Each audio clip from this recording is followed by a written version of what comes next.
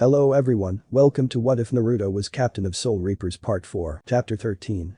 Part 2, Date. Excuse me, Soifin was the one to blurt out such a word, her face showing a very complicated expression. Should she be offended? Or should she feel flattered? Kids these days are acting deaf all of a sudden. This is school hours, you two should be at school, not wasting your life away acting like hooligans, one of the policemen of Karakura town spoke sternly. Apparently, once they had their breakfast at the small restaurant owned by the nice grandma, they decided to do other various activities where they sat at the grassy field and looked at the sun while enjoying their time together. They had then made it to the somewhat crowded area where they got spotted by the policeman who patrols this part of town. Since Karakura town is a small city with an average-sized population, the policemen were very diligent in their job. Crimes in this town were less, so policemen mostly did the job of making sure that rebellious kids like them would not skip their own school.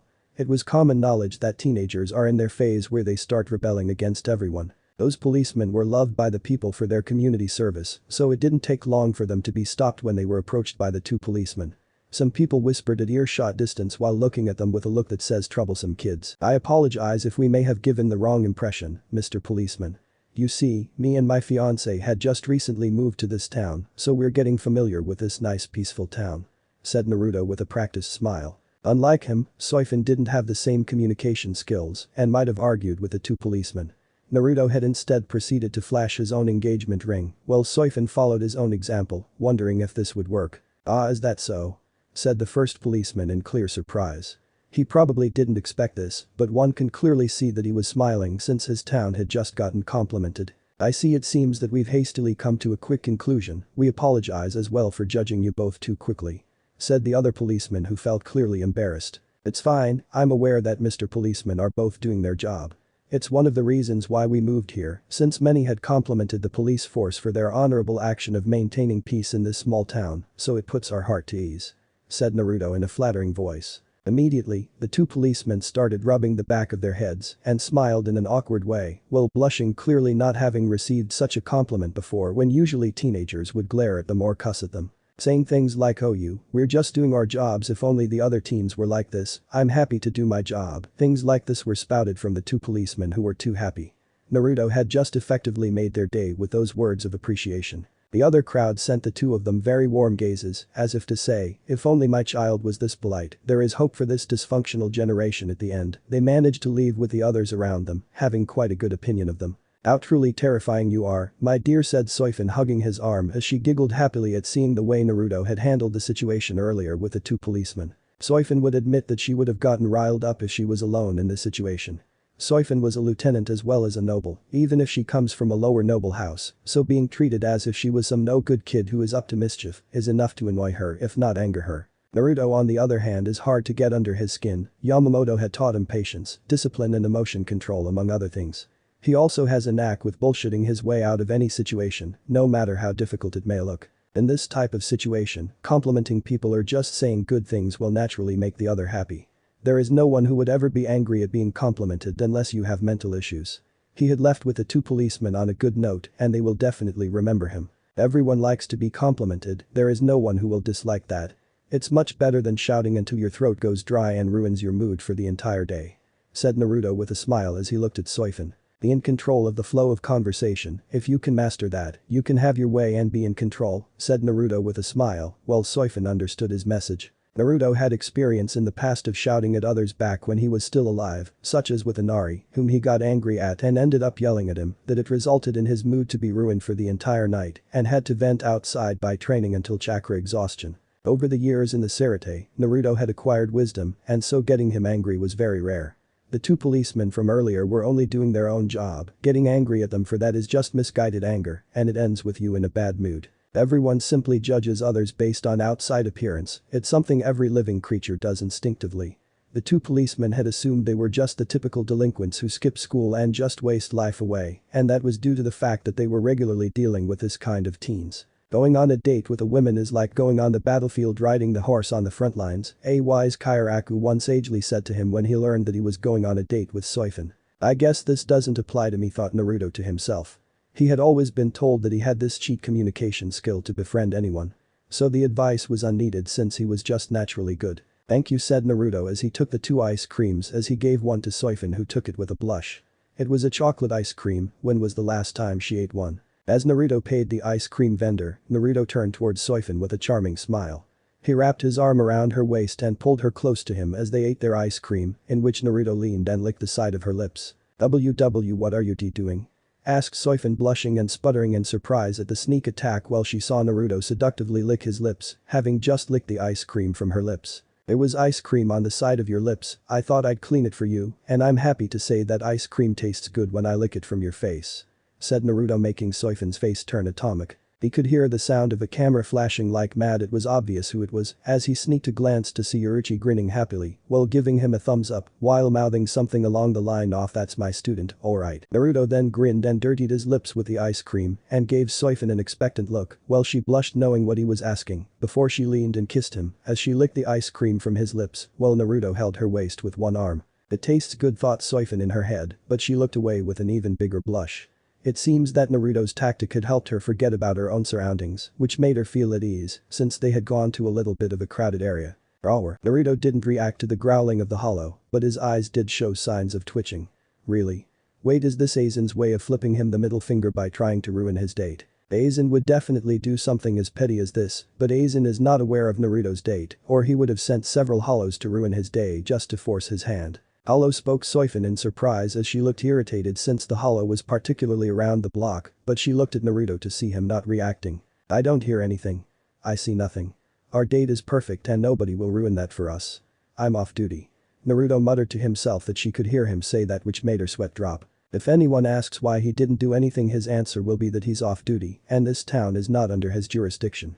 Firstly, where is the Soul Reaper fodder in charge of dealing with the hollows in this place? Oh wait, there is no one but Ichigo and his friend to deal with it. The hollow itself had appeared roaring, and if it had even a single intellect in its feeble brain, it would have backed away at the sign of both Naruto and Soifin, but it had lunged at them with the intention to rip them apart and feast on their souls. Naruto flexed his spiritual pressure enough that even a cannon fodder like that hollow had immediately disintegrated into dust. He then turned to see Ichigo, who was looking at him with a mix of shock and horror. What the hell are you doing here? Shouted Ichigo in surprise at seeing Naruto walking around his town, while Naruto let out an irritated sigh at that. How many people are going to be interrupting his date? Ichigo. I think we should leave. Chad was quick to add, he knew that they've arrived at the wrong time to interrupt Naruto and Soifin, so he urged Ichigo away. Kurosaki-kun.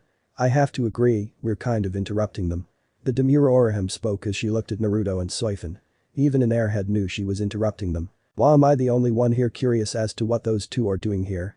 Asked Ichigo. He wasn't a big fan of Naruto, not because he disliked him, but because of the hell he went through in the training. His face was grabbed by Naruto's hand and lifted a few feet off the ground just by Naruto's sheer physical strength.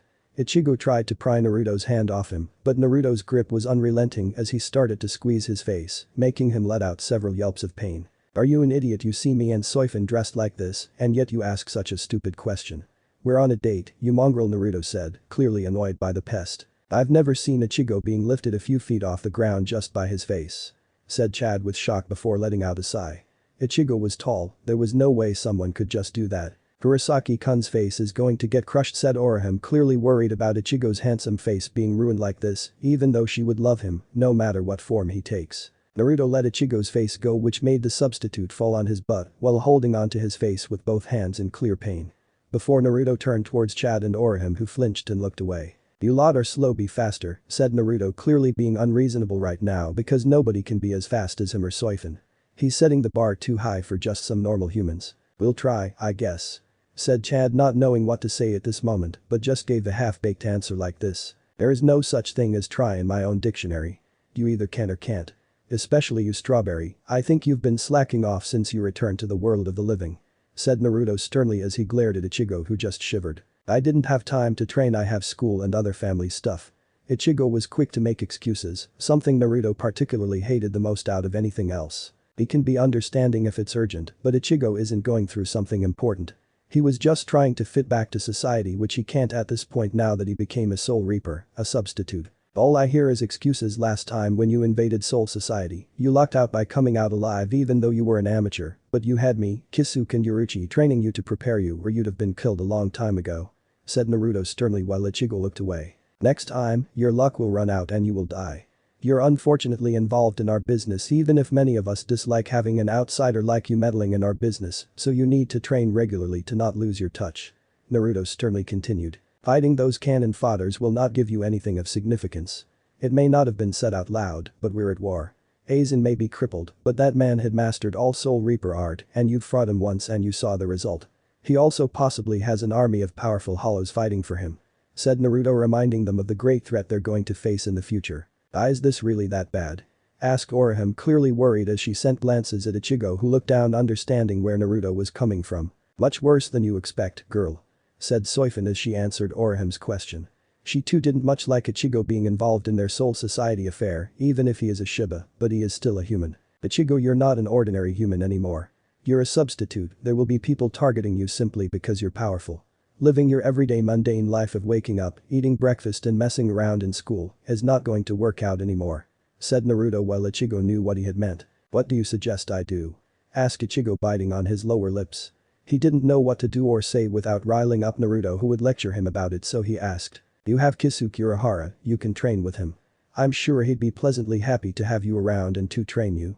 You also have people like Tessai and Yuruchi around who could train you. Said Naruto while Ichigo looked a little confused. I'd understand Kisuke and Yuruchi, but why Tessai? Asked Ichigo. He knew that the man was strong, but he didn't know how important he was, while Soifin let out a sigh of bewilderment. You don't know. Good grief, Tessai Tsukubishi was the former commander of the Kido Corps, just like how Naruto is the commander of the Onmitsukido.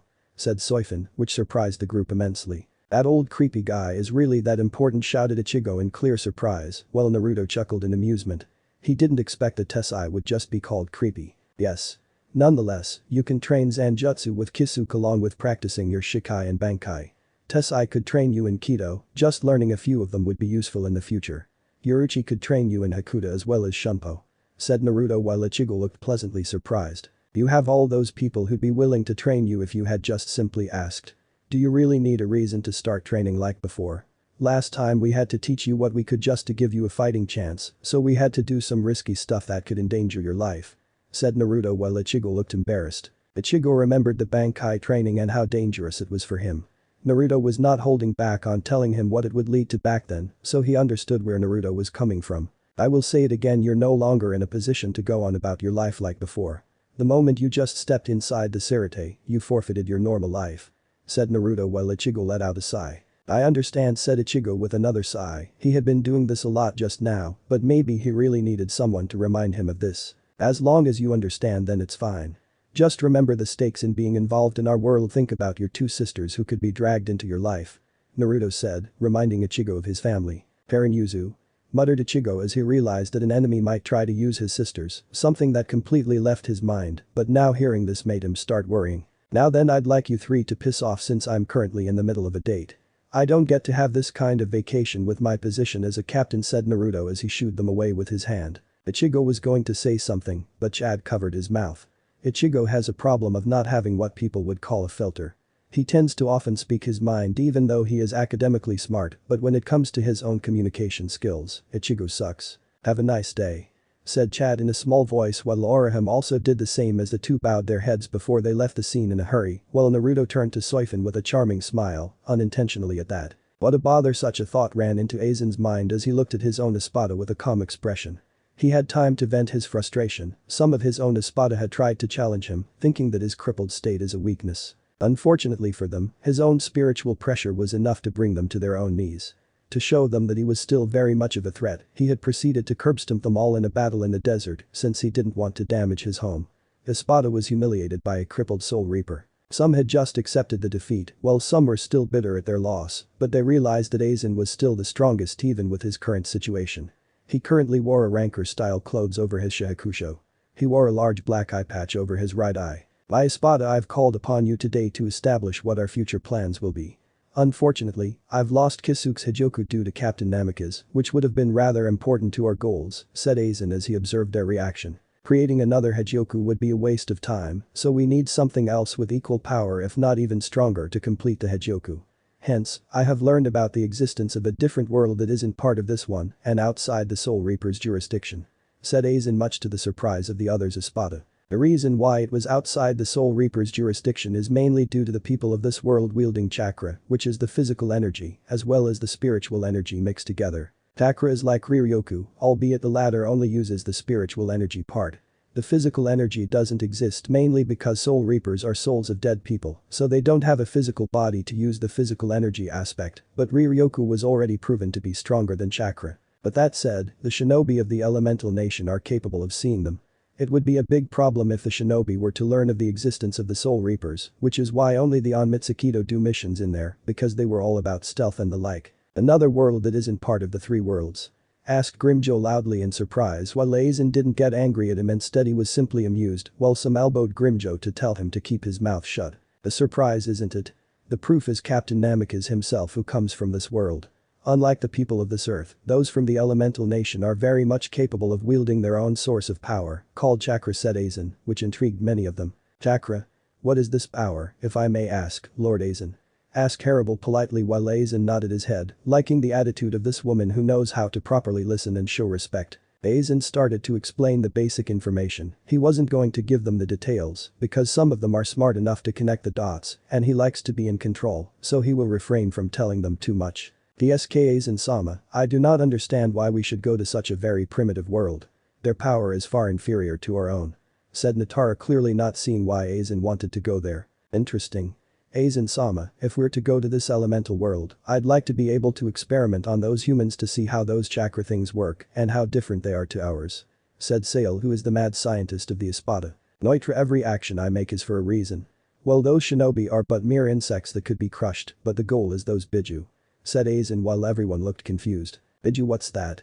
Yami asked a little bit loudly, which got Ulquiorra to slam his elbow onto Yami's side, making him keel in pain from the powerful blow. Mind your manners. When in the presence of Lord Aizen, Ulquiorra was quick to admonish his annoying partner, whom he is forced to deal with at the very moment. Aizen once more explained what the Biju are to the Espada, how powerful they are. He didn't tell them what he needed them for, but many assumed that he simply wanted to add them into the army in order to fight against the Soul Reapers. Lord Aizen, I have no complaints about your plan, but what about the Soul Reapers? Surely, they would catch onto your plan and attempt to intercept us? Asked Ulquiorra, a very good question. As said before, those shinobi are capable of seeing us, and the Soul Reapers want to prevent the shinobi from learning about their existence. The people of the elemental nation contain some very ambitious individuals who would look at reaching to our world. Said Aizen with amusement in his voice. Aki humans. They'd be crushed by those Soul Reapers. Said Grimjo while excited to see how strong they are, those shinobi, but he knew it will be a disappointment. Indeed. Nonetheless, Soul Society would be careful on who they send, and it's most likely that Captain Namikaze would be sent there, since he is familiar with his own land. Said Aizen with a smirk which confused the others. Wouldn't that be bad for your objectives, Lord Aizen? Asked Zamari, since if Naruto was to interfere with whom even Aizen had called his rival, then they'd be at a disadvantage. I suppose that would be the case, but Captain Namikaze is a Jinchuriki and was part of a military village. His people still believe that he is MIA. If we were to alert them that he is very much alive and roaming around, then Aizen let his words float around. They'd interfere in his operation and by extension the other Soul Reapers that will come to his aid. Harable continued, finally understanding along with some of the smart ones among their group. He will be forced to maintain a low profile to not risk exposing the existence of the Soul Reapers. Hence, allowing us to operate freely in the other world of living. Ulquiorra also added his own input. Excellently well guessed, you two. Said Aizen, he would have clapped his hand for them, but he's missing an arm, so he can't really do that. As the other Espada looked at each other. Now then, dismissed. We'll be talking at a later date once I've established contact with a certain organization that will be willing to work with us. Said Aizen while the other Espada nodded and left. They were definitely going to be talking to each other about the reveal of a new world outside the jurisdiction of this universe. Some of them are excited for various reasons, whether to challenge the shinobi there, to experiment on them, or to explore a new world. I've made the first move, my rival. What's your next move? Aizen asked, to no one in particular. This was a game between him and Naruto. He wondered what Naruto will do next. No matter how much he thought about it, he can't guess what Naruto will do, and it excited him. Finally, a worthy opponent, our battle will be legendary, said Aizen to himself as he clenched his fist with excitement dancing in his one eye. He will bounce back and transcend, then he will defeat Naruto. Chapter 14. Final part. Date. It was night. The date had continued peacefully without any interruption from Hollows or some idiot who seemed to not understand that he was on a date with his fiancée. To conclude this wonderful date, Naruto decided to take her to a restaurant that is indoor and a little more on the expensive side. The two of them don't know when the next time they'll be having this kind of outing alone. A war is on the horizon, even if it doesn't happen this year or the next, but there is no doubt that there will be a conflict between Soul Reapers and the army of Hollows that is under the command of Aizen. The restaurant they went to served Western culture food. It was a nice change compared to their traditional Japanese food, so Naruto, who had the foresight, had reserved beforehand, hence he was able to pick a nice table that gave a view to everyone inside, while at the same time next to the window. They were from Squad 2 that specializes in assassination, espionage, and the likes. Any place they sat was picked carefully to give them a perfect view of everyone in the room, in case they needed to leap into action in order to fight, albeit it was not needed, but it puts them at ease. This is good. Soifin placed a hand on her lips. She was clearly enjoying the Western food more than was expected, but then again, this was her first time eating Western food. I'm glad to hear that. If necessary, I'll have someone look for the ingredients in case we ever need to cook them at home. Said Naruto, knowing that they can't go that often on dates in the human world, so knowing the ingredients to do them at home is the best option. I'd really love that. Said Soifin, clearly surprised that he'd do this for her, but she smiled nonetheless. The two of them know how to cook respectively, but they often leave it to the chefs, given how busy they are with their duties. How are you feeling at the moment? Asked Naruto gently. He wasn't going to bombard her with a lot of questions, even though he was somewhat anxious, if going to this kind of restaurant may have been pushing it a little. I'm feeling good. The living world sure is a very lively place. Said Soifin with a pleasant smile on her face. At the start, she was rightfully nervous, but she felt relaxed eventually. Naruto's somewhat slow pace had helped her get quickly accustomed to the surroundings without feeling overwhelmed. This was the first time she had gone to the living world for a date and not on a mission by the higher-ups, so her nervousness was for a reason. The technology in the world of living was also advanced if we compare it to the Sirte, except for Captain Mayuri, who had been hogging all the latest technology in his lab and refused to share them with others. Not to mention, some people are just too old school to accept change. Naruto doesn't have problems adapting, he always encourages flexible mind thinking rather than being stubborn to change. This is why he found some of the laws in the Sirte to be stupid, and he even outright said to Yamamoto's face, which got him scolded. But if there is one thing that didn't change about him is that he is stubborn to a fault. Naruto had taken Yamamoto's scolding as a personal attack at the time and came the next day with a report debunking every law and how their own enemy could exploit it. As if to further destroy any form of resistances, he had also wrote a book titled How to Overthrow the Soul Society Using Their Laws. Yamamoto, who had read it, had immediately turned away from him and had said, I do not make the laws, the Central 46 does. It was a blatant way to shift his responsibility onto someone else by blaming Central 46 for everything, which is true to some degree. Naruto had left that day with a very satisfied look on his face, being able to sleep peacefully, while Yamamoto had been unable to sleep since then. The reason for Yamamoto being unable to sleep was due to how easy it is for someone with a good grasp on the Soul Society laws to overthrow them just by turning the laws they uphold against them. It terrified him and it made him wish for retirement. At the end, Yamamoto had burned the book because he was afraid that the enemy might get their hand on this book, which would definitely result in Soul Society to be overthrown. Some other people like Kairaku, Yukitake and Unohana had read the book that he made. Unohana was unable to smile afterwards, and similar to Yamamoto, she had been unable to also sleep as she would stay up late at night with tea in order to contemplate on everything that she was made to believe in. Kairaku had made a vow to not piss Naruto off because if Naruto can plan the downfall of the entire Soul Society using their own laws, then they're bucked if he were to become an enemy. Yukitake was also scared as he was unable to just continue reading because he got sick and fell into a mini coma. It took them quite a long time to get over this, but they did finally realize that Naruto was right. The Soul Society laws are filled with some useless stuff that only hurt them, with some even aiming to benefit the nobility only and control them, but Central 46 are still the one in power. Until as of recently, Aizen had murdered the Central 46, so the command will naturally fall onto the Captain Commander himself, which is Yamamoto, so his old sensei intends to use this opportunity to make some quick changes to the military before a new Central 46 is put in charge. One of them involves Isen Kurosaki, or rather Isen Shiba, who supposedly deserted Soul Society and broke numerous laws which would get him into serious trouble, such as being executed. Even though Aizen was technically involved, it was undeniable that Isen did make unauthorized trips to the human world. The first time he was forgiven by Yamamoto due to his decision having saved lives, but he did it a second time shortly after to check on the woman who later became his wife. The second law he broke was that he left his assigned post, his captain post, which got his own squad into a lot of trouble, since naturally the suspicion will fall onto them, and as such, they were temporarily stripped of their Zanpakuto until they were cleared of suspicion.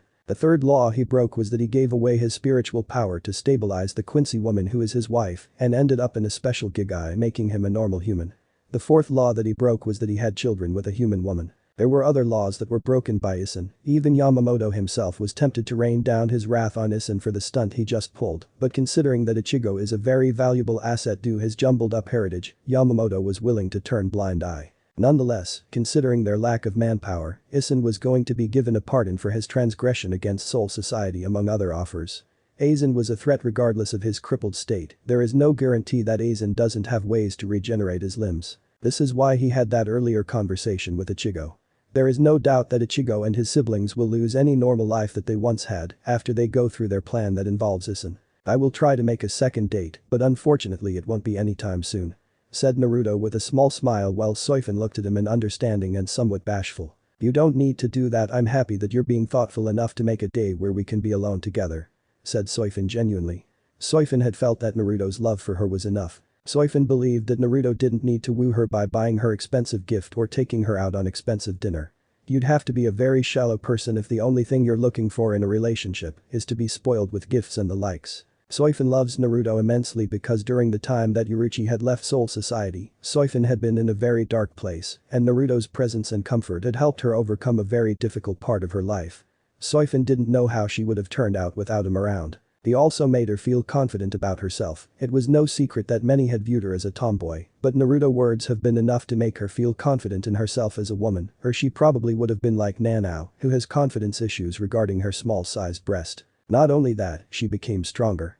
Naruto, while he didn't harshly train her like Amida, he didn't hold her hand and instead had trained her to her limits, making her stronger enough that she had given Yuruchi a hard fight the last time. I'm glad to hear that. With how stressful those past years were for the two of us, I had hoped this outing would be more than enough to get us to loosen up a little.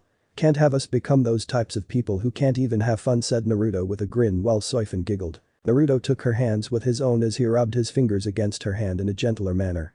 Many other couples in the restaurant couldn't help but look at them with slight envy, awe among others. 10:30 p.m. Naruto looked at his watch and let out a small sigh. One didn't notice that time did move fast when you're out there enjoying yourself with your fiancé.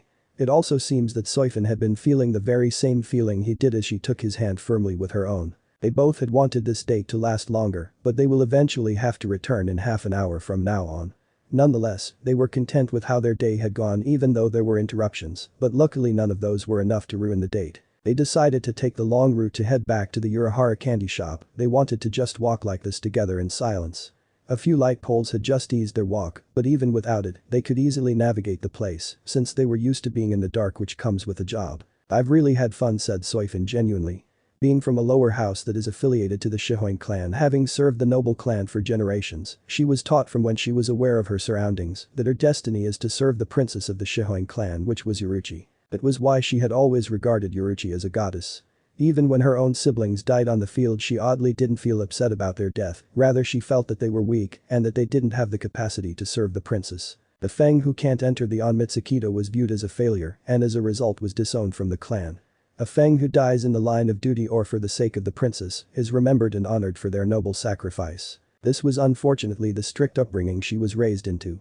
She was told by her own family that her siblings who died in the line of duty were either very weak or they died with honor and dignity, serving the Shihoin princess. Even if they were a lower house, they were still nobility. Which is why the concept of relaxing and fooling around was foreign in their house. The moment you start walking on both your feet, you start training to join the Onmitsukido and die for the Shihoin princess if needed. This was the only path that was present for her. Soifin was by far the most successful among her siblings, maybe even her entire family. She had joined the personal guards for Yuruchi a few years after having joined the Onmitsukido. Soifin had also later become the lieutenant of Squad 2, being also engaged to Naruto, who is the commander of the Onmitsukido.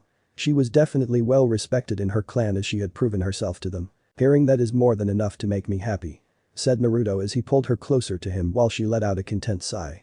Going on dates like this is not really that bad. Going around Karakura town, exploring the advanced human civilization that only reminded them of the fact that they were still behind time, tasting various dishes and just enjoying each other's company without worrying over their work since they were on leave. At the start, her mind had unconsciously thought back on the division that is currently left in Amida's hand, temporarily, but still she worried at what the third seat would do in his one day and what kind of mess he would drive their division into. But after Naruto started to take her around, slowly, she found herself enjoying herself. She had practically forgotten that the two of them were just a captain and lieutenant including their responsibility. It only spoke volume of Naruto's capability of easing those around him. "Glad to hear that," said Naruto as they finally arrived at Urahara's shop. They were greeted by a grinning Yaruchi and Kisuke who had his fan open to cover the expression on his face. "You really enjoyed stalking us, didn't you, sensei?" asked Naruto with a smirk while Soifin looked at him in shock before shifting to Yaruchi who pulled a lot of pictures for her shirt. It seems that Soifin had been enjoying herself quite a lot that she didn't notice that Yaruchi had been stalking them for almost their entire date. Then again, Yaruchi was the former commander-in-chief of the Onmitsukido, and as strong as Soifin had gotten, Yaruchi was older and experienced. "Definitely. I always knew you were quite the smooth operator. You honestly killed it," said Yaruchi, clearly proud of Naruto for his skills in dealing with those cops, but also how he let the stiff Soifin let her guard down. "Glad you enjoyed the sight," said Naruto with a smirk, while Soifin started to blush as she understood quickly that Yaruchi had been seeing a lot of her embarrassing sides, and it made her lower her head in clear embarrassment. "Now, no need to be embarrassed, Soifin. I think you looked very cute back there. I couldn't help but take a few pictures," said Yaruchi with a teasing grin. 10:47 p.m. "I'd like a copy of those pictures if you can do that for me. We will have to leave our Gigai since we need to return to Sirte before 11, said Naruto, having checked the watch. "Go ahead. I will be storing your Gigais in the shop unless you want to take it back with you," said Kisuke with a smile, while Naruto glanced at Soifin who nodded her head. "Okay. We will have it stored here instead." "Thank you," Kisuke said Naruto as he and Soifin had exited their Gigai returning back to their Soul Reaper form. Their Gigai fell on the ground. "Manager, I will be taking those downstairs," said Tessai with a serious look while Kisuke nodded his head. Tessai had easily lifted the two Gigai on his shoulder and left the place. "It's a shame you two have to leave this quickly. It would have been nice to have something nice to drink with only the three of us, but I know you two have a curfew," said Kisuke while Naruto nodded his head. It wasn't exactly a curfew per se since they're adults, but they're allowed a set amount of time to remain in the human world before they have to return. So it simply couldn't be helped. "Maybe next time we can arrange something," said Naruto as he took a few sets of pictures from Yaruchi who was grinning and looked at the pictures and smirked a little. "You really went all out on those pictures, Yaruchi-sensei," said Naruto while Yaruchi grinned. It was only natural that she'd go out when both her students were going on a date. "Of course.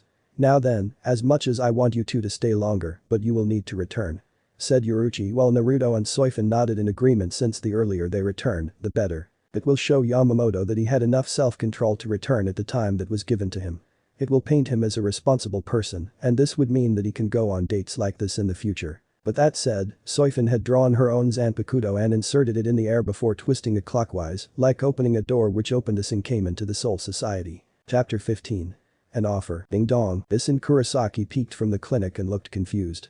His son Ichigo was at school, and his two daughters had also returned to their schools, so that left him alone in the house, not having much to do despite being a doctor, but he doesn't get many patients. He mostly dealt with patients who suffer from injuries that he could handle, but if it's a serious injury, then he is required to stabilize the patient while waiting for an ambulance to take them to the hospital to either have a surgery or be left under the care of an experienced and professional doctor. That aside, the pay was not big enough to be called rich, but he made enough money to feed his 3 children and have this 2-story house. Isin walked towards the door of the apartment rather than the door of the clinic, since it is where the doorbell rang. "I'm here," answered Isin as he opened the door putting his best working smile, but that immediately went away when his eyes fell on the guest. It was Naruto, Shunsui and Yukitake that greeted him. The OSEAM life half Shunsui's attempt at greeting his somewhat long-time friend was met with the door closing shut in his face, and the locks of the door could be heard signaling that Isin had locked the door. "Ah, he locked the door," said Naruto, although one can hear the amusement in the tone of his voice, having expected such an immediate reaction for the father of Ichigo and former captain of Squad 10. "Maybe we should have warned him of our arrival to ease it on him," said Yukitake, feeling like they may have surprised Isin and gave him the wrong impression. It could work, but at the same time, nothing is stopping Isin from running off somewhere along with his daughters, said Naruto while Shunsui raised an eyebrow at that. "What about Ichigo? Isn't he his son?" asked Shunsui in confusion as to why Isin would run away with his daughters but not bring Ichigo with them while Naruto smirked. Ichigo is 15 years old and had already survived an entire week in the Sirte, so Isin probably has faith that he will handle himself on his own, but his own daughters are 11 or 12, said Naruto while Shunsui understood. "Either way we need to talk to Isin," said Yukitake as he tried to ring the bells once more trying to be polite and not barge in the house, but Isin was not going to respond. Naruto could sense that Issen was still inside, locking himself somewhere inside his house, probably biting on his nails and wondering why Soul Society had found him this time around. Issen is probably inside hiding under his blanket. After all, the scary Soul Reaper is here. Naruto cackled at his own joke, and so did Shunsui, who laughed as well. Naruto walked towards the door, he raised a finger which started to give a shadowy glow and inserted his finger inside the keyhole before twisting it clockwise, resulting in the door of the house to open, including all the locks to be removed. Isn't that considered breaking and entering? Asked Yukitake in confusion. He had heard this term from Rukia, who had heard it from Ichigo, given Rukia's habit of barging into his home. What would you prefer? Having sensei come down here or we deal with it ourselves? Asked Naruto while the two went quiet immediately. They had decided to handle this because they didn't want the head captain to come down here. If Issen had pulled the earlier stunt of closing the door in Yamamoto's face, it would be his funeral. Yamamoto was the head captain, and Issen was his own subordinate who had abandoned his post without warning, while breaking quite a lot of laws. Issen should normally be put on trial as well as executed for treason, but he was going to be given leniency. The three had come here to prevent stunts like this one from pissing off their sensei and causing Issen and his family to be in a lot of trouble. On second thought, you're right. It's best if we handle this, said Yukitake as they located Issen, who was obviously trying to scurry and hide somewhere in the house. So that's his wife. I now see where Ichigo got his hair color. Issen sure was enjoying himself. Said Shunsui with a smile while Naruto shook his head with a sigh. Just don't bring this up to them. Masaki Kurosaki died in a hollow attack a few years back after saving her son, Ichigo, which led him to have survival guilt over the incident. Said Naruto, which made the two wince. Naruto had Rukia tell him everything she knew about Ichigo. She was at first reluctant but told him everything she had known about him, that also included the incident with his mother. Issen, we know you're inside. We're not here to hurt you or your family in the matter. We just need to talk to you, so stop acting like a child and come out and talk with us. Said Naruto with a sigh. Issen, it's your drinking buddy Shunsui here. Why don't you come out and have a drink with us? We haven't had one in a long time. Said Shunsui in his best amicable voice. I know this may be somewhat surprising, but we've managed to get sensei to forgive your transgression all those years back, said Yukitake as he took a deep breath. We have an offer that would best suit your current situation, so would you be willing to come out and have a civil talk with us? Asked Yukitake, trying his best to ease any of Issen's worries. A minute had passed, but then they heard footsteps approaching the door of what they assumed was Issen's bedroom. The locks were opened reluctantly at that, but then they saw Issen peeking at them carefully. Hey, look who's finally decided to come out. You hurt me feeling back there.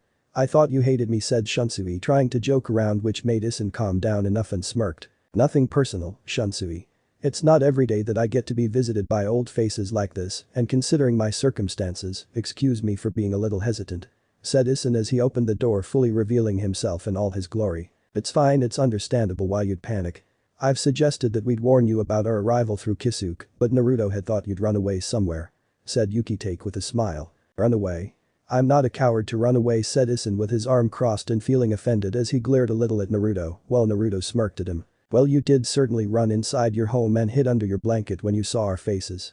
I never thought that I inspired so much fear in people's hearts that they'd react that way to me, said Naruto amusingly, while Shunsui snickered even more. I wasn't hiding under my blanket, that's something Ichigo would do, but I'm a man, said Issen, trying to convince them that he wasn't in fact hiding under his blanket. We don't doubt that, Issen.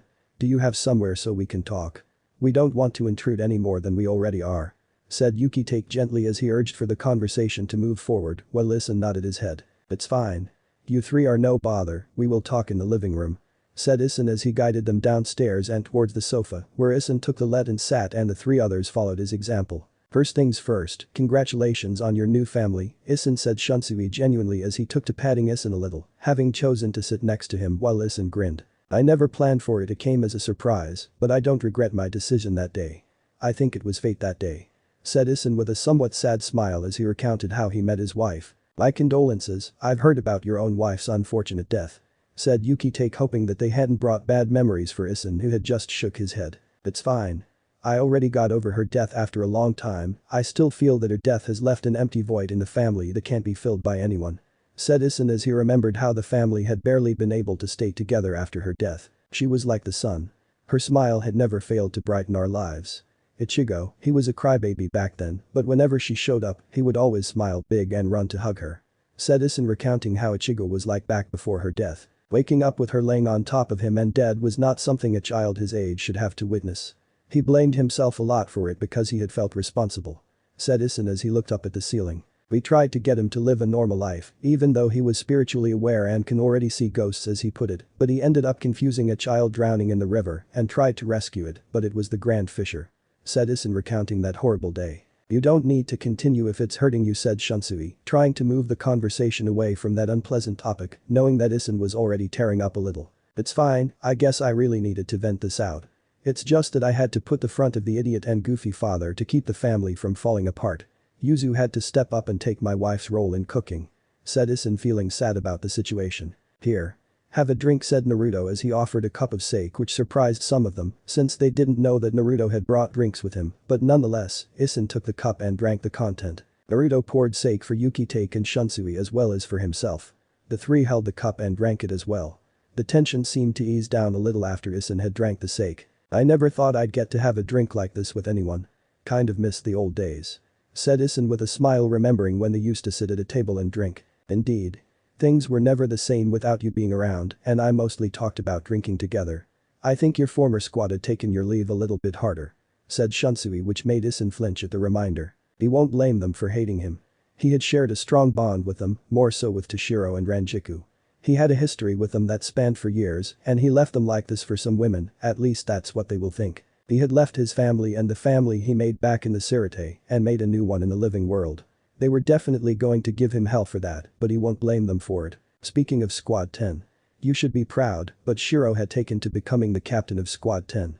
Ranjiku is still stuck as a lieutenant," said Yukitake, trying to give good news, not knowing if Isin is still keeping tabs on the Soul Society. "Is that so?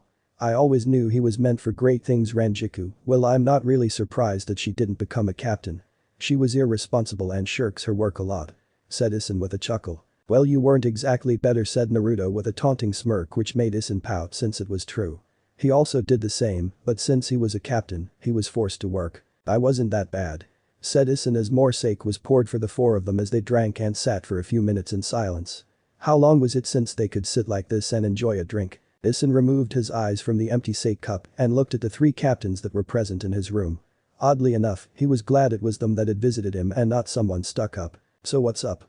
asked Isin as the three Soul Reaper captains glanced at each other, but nonetheless they nodded their heads in agreement. "I'm pretty sure that Kisuke had been keeping you updated for the most part about the happenings in Soul Society, especially considering that your own son was involved," said Naruto while Isin nodded his head. "I know that Aizen for the most part had been left crippled after your stunt and that he failed to get the Hijoku that he wanted the most, which ended in the hand of the head captain," said Isin, remembering the video he saw of Aizen humiliation, which put a smile on his face. "Glad you know that much. Tosin, who is the captain of Squad 9, is dead, so that left Aizen and Jin as the only survivors and who managed to escape, but that had left 3 vacant captain seats that would need to be filled." Yukitake spoke with a tired sigh. "Why not have their lieutenants fill in for them?" asked Isin, since his third seat had become a captain, so surely there is one who can be qualified for the seat. "It's not as simple as you make it sound. Aizen's lieutenant has completely lost it given her attachment to him, not to mention she doesn't fulfill any of the requirements to become a captain, such as having a bankai," said Shunsui, remembering the crazed look on Momo Hinamori. "Jin's lieutenant is somewhat better, but he is not good at socializing with people.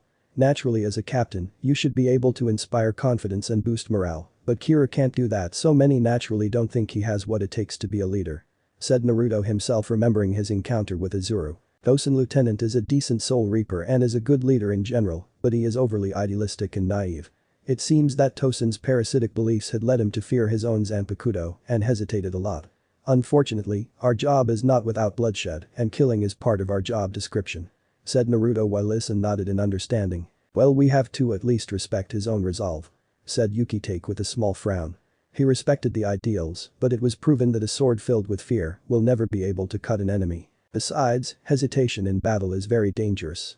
Those around you are put at risk because you simply can't bring yourself to reap a life. He had experienced this before in the past and had lost quite a few of his loved ones. "So what does that have to do with me?" asked Isin, a little confused, but he had an idea of where this conversation was going right now and hoped for the best option. "Listen, Isin, we already have people in our mind to fill those 3 empty seats, but that depends on whether they want to return. As for you, on the other hand, you're a special case," said Naruto with a complicated look on his own face. "Special case?" asked Isin, raising a small eyebrow, clearly confused at the choice word that Naruto had used to describe him, but he was aware that is probably hinting at the fact that he was just recuperating his spiritual power. "That's right. We know about your rather unique situation since Naruto had been snooping around for information, so we have a clear grasp of your own circumstances," said Yukitake while Isen's eyes widened. Yamajai was not happy when he had heard about what you had done, but me, Naruto, Yukitake and Unohana managed to reason with him. Naruto suggested that we create a squad, but it will be more of an unofficial squad that isn't part of the Gate 13, but still under our control," said Shunsui while Isen felt a sense of foreboding. The squad will be different because its base of operation will be at Karakura town instead of the Sirte. Kisuko already knows the details and is in full agreement to have his humble shop be used as the squad barracks. This was done to satisfy both parties," said Naruto while Isen finally realized what it was all about. "Do you want me to be the captain of this new squad?" asked Isen, but it was the only logical answer while the three captains nodded their heads which made him troubled. "Wouldn't that be great, Isen? You get to stay in Karakura town with your family and you will only return for the captain's meeting and after that return back to your home here," said Yukitake, trying to comfort him. "I think that's a very good deal so you should take it since it's not every day that Yamajai is merciful to let someone who broke countless laws get a slap to the wrist," said Shunsui urging him to make the right decision. "But I don't have powers anymore," said Isen lying through his teeth. It was half true, he had started to regain his power after Ichigo hollow power had manifested. "Correction, you do have power, but you're slowly regaining it. Why are you against it, Isen? You do know that in this situation, you should normally be executed for treason. We're literally offering you to return back with even perks," Naruto said sternly while Isen lowered his head. "Some people still view your son as an outsider since he is still human despite his Shinigami heritage. This decision to have the new Squad 14 operate in the human world was voted by everyone," said Naruto as he looked at Isen with a serious look. "It means that your own son Ichigo gets to stay away from the Sirte while still working for us.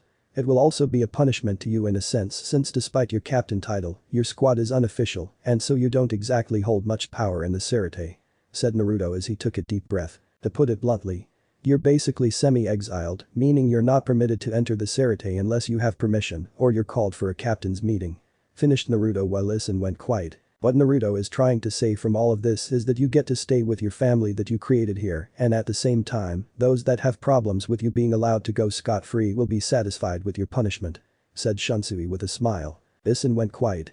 The offer wasn't bad. He gets to stay here and do what he normally did, but in addition he gets to work as a Soul Reaper again. He could assume that they have things worked out in regards to his power. Isen also will get paid, but he could tell that it will be less than what a normal captain should receive, since naturally this will be punishment for his stunt, but he wasn't that upset over it. The extra cash will be very nice, since he can use it to spoil his daughters and maybe give pocket money to Ichigo, so he can do whatever he wants with it, but that was beside the point as he shook his head. "What about my daughters? Are you guys going to involve them?" asked Isen a little bit seriously in this regard. "No, do we look cruel to you? We know they're 11, we're obviously not big fans of child soldiers," said Naruto while Isen looked at Kairaku and Yukitake who both nodded their heads in agreement with Naruto. "If you ever decide that you want to train them then you can call us and we can arrange something that will ease your worries, such as having them train with Unohana and maybe have them learn some Kaido and maybe some Kido, but that's still up to you at the end," said Kairaku with a smile. "I need to remind you, but you're the one who is mostly in semi-exile, but your son and your two daughters are not. So they can come at any time, but that is your decision," said Yukitake as well while Isen went quiet again. It was obvious that Isen wanted his daughters away from this kind of life. One can sense that clearly from the worried father. His son is one thing because Ichigo is a man, but his daughters are like his little angels. "Listen Isen, I somewhat understand your parental instinct to protect your daughters from our world, but who will protect them when you're not around? What would happen if Aizen decided to target them and kidnap them in order to antagonize Ichigo?" asked Naruto which made Isen panic. "At the very least they both should know about you and Ichigo, so you two wouldn't have to lie to them. I could tell that your daughter Karen is already getting suspicious of Ichigo paranormal activity," said Naruto while Isen knew full well of that fact. "We're not asking that they fight at the front lines. We're not asking that they fight in any shape or form, but shouldn't they be allowed some form of self-defense? Teach them Kido and Kaido, it could help them either to escape or buy time for reinforcements to come," said Naruto tearing a little into Isen. Isen hated this because he saw Naruto's point in all of this. The possibility of Aizen going after his daughters was not out of the equation. He'd like to say that he can protect them all the time, but what would happen if he isn't around to do so? He will mostly think that Ichigo will be there and hence he will be protecting his two sisters, but why take such a risk? What will happen if Ichigo isn't around to save them? Teaching them some Bakudo to restrain the enemy and maybe some Kaido will be very useful. Maybe even teach them how to use Shunpo to get away from the enemy and put some distance. Anything that could increase his daughter's survival. He wants them to live a normal life, but because of him and his wife, their children can't have a normal human life. Listen, take your time about this decision. We mainly came here today to see if you're okay with the deal to be the new captain of Squad 14. Asked Kairaku with a gentle smile. It's not like I have a choice on the matter. Besides, I do get away scot-free, so why not? Said Aizen with a smile while Naruto smirked as well. Good. Because you had no choice to begin with. It's either you accept the deal or you'll have sensei coming down here to cook you, said Naruto, while Aizen shivered. Dear God. Please spare me from that. The crazy old man scares me to death, I'd rather not be turned into potatoes. Said Aizen while the rest cackled, since it was a known fact that Yamamoto had fondness for potatoes and even had started to use his zanpakuto to cook them. Let me know in the comments below if you guys want the next part. Also check out my other video that has been shown and left. Thank you for watching. If you enjoyed this video, please like and share this video. And have a fantastic day. Bye.